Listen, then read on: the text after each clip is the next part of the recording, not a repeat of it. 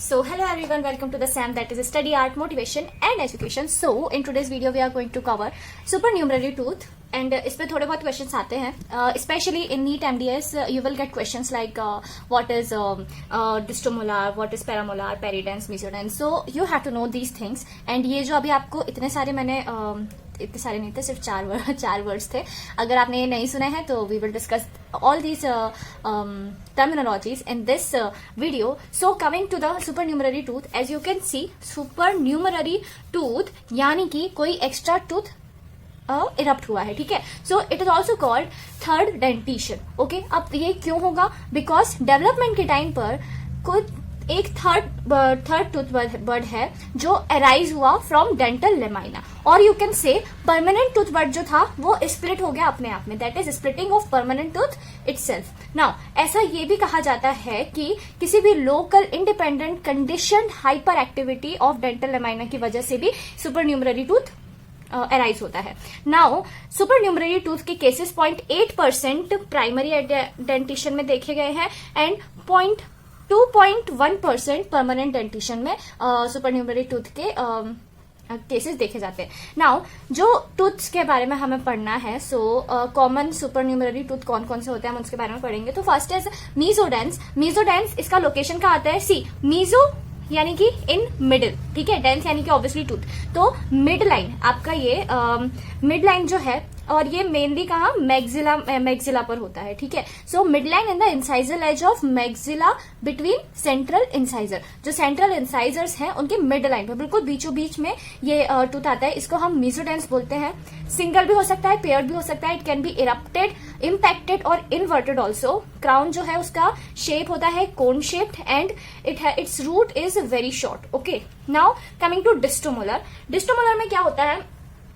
In distomolar what happens is molar region में है. सी, डिस्टो यानी कि आपके डिस्टल पार्ट पे होगा. आपने अपने फर्स्ट ईयर में बहुत सारे फेजेस पढ़े होंगे. That we have mesial surface, distal surface, okay, lingual surface, buccal surface. So उसी को हम बोल रहे हैं. सो डिस्टोमोलर से हमें समझ में आ रहा है कि डिस्टल साइड पे मोलर किससे रिलेटेड है. सो मोलर रीजन पर होगा and its location is distal to third molar. Okay, distal to third molar, ये याद रखना. Then we have paramolar. Paramolar is a small rudimentary supernumerary molar.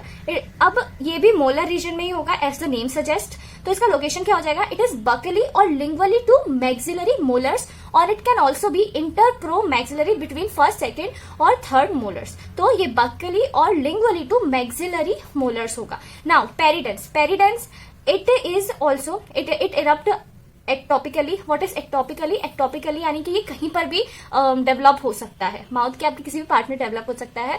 And mostly क्या होता है? It is buccally and lingually to normal arch. Okay, normal arch of the teeth.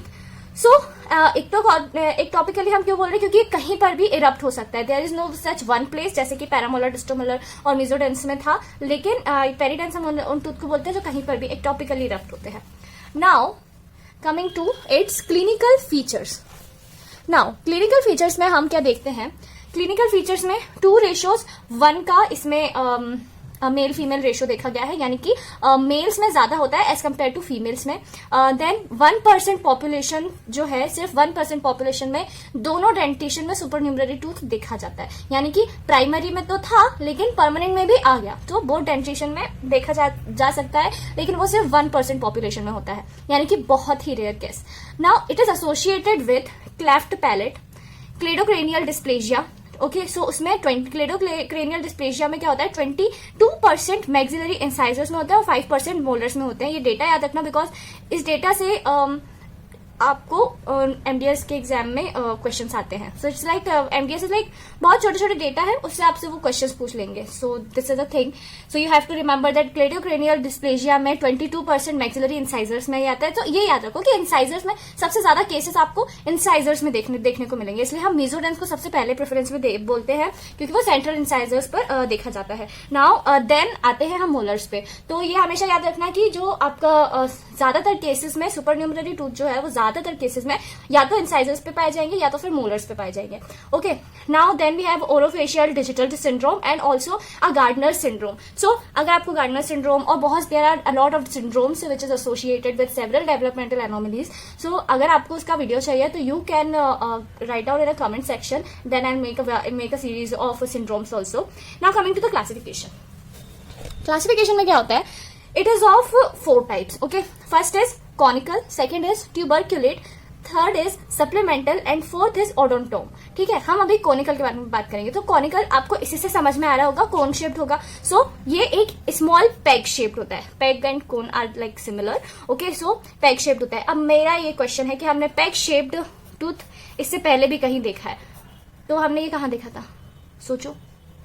ये हमने देखा था माइक्रोडोंशिया में. That is the developmental disturbances of size of the tooth. Okay, जिसका first वाला था माइक्रोडोंशिया एंड मैक्रोडोंशिया हमने पढ़ा था. तो माइक्रोडोंशिया में हमने पैग शेप्ड टूथ के बारे में पढ़ा था. तो इसमें भी कॉनिकल में ये आ सकता है. It is usually present as mesiodens में, एज अ मीजोडेंस प्रेजेंट होता है. मीजोडेंस यानी कि central mid line of central incisor of maxilla पे पाया जाता है. Now occasionally it found increase and in higher or inverted into palate or in horizontal position. ठीक है, now commonly सबसे ज्यादा कॉमन ये परमानेंट डेंटेशन में कॉमनली पाया जाता है.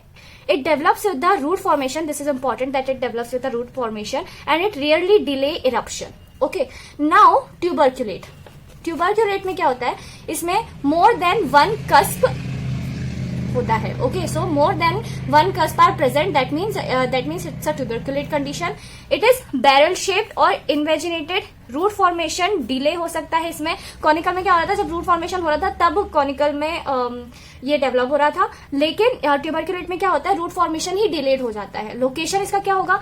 It's palatal aspect of central incisor. See again हम इंसाइजर्स की बात कर रहे हैं. And it rarely erupts. Okay, यहाँ पे क्या होता है कि कॉनिकल्स में क्या होता है कि इरप्शन जो है वो डिले हो सकता है लेकिन इरप्शन होगा. लेकिन ट्यूबरकुलेट में देयर इज नो गारंटी कि वो टूथ इरप्ट होगा कि नहीं होगा. Now there is supplemental. Supplemental यानी कि duplication of teeth. Okay, commonly present in maxillary lateral incisor and very rarely in premolars and molars.